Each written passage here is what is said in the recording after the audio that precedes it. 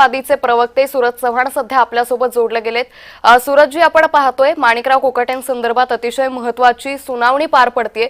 अगदी कोणत्याही क्षणी त्यांना अटक होऊ शकते अशी ही माहिती आहे। जर माणिकराव कोकाटेंचं पद गेलं, मंत्रीपद गेलं, तर पुढे राष्ट्रवादीची भूमिका कशी असेल?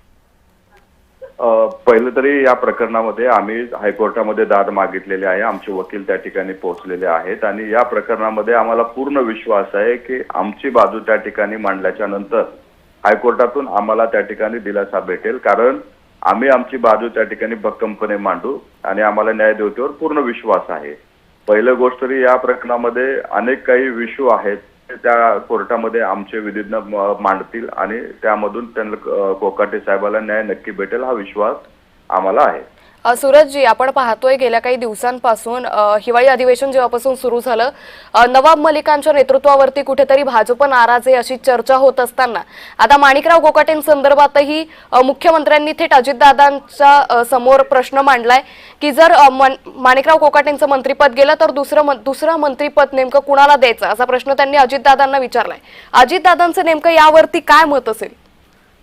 हे काही अधिकृत आमच्याकडे याची माहिती नाहीये। अधिकृतपणे माहिती घेऊ आणि त्यावरती सर्वस्व निर्णय घेण्याचे अधिकार हे अजितदादा पवार यांना आहेत। दादा या बाबतीत निर्णय घेण्यामध्ये सक्षम आहे, त्या बाबतीत बाकीच्यांना कुणाला मला वाटतं बोलण्याचा काही अधिकार नाहीयेत।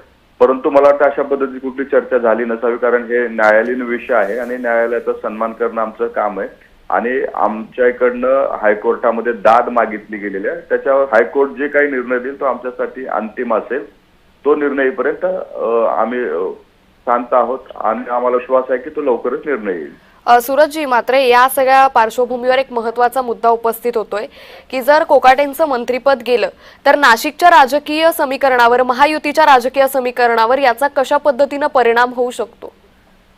जर तर वरती राजकारण करून जमत नसतं, असं झालं तर तसं झालं तर त्या राजकारणामध्ये जर तरला खूप महत्त्व नसतं।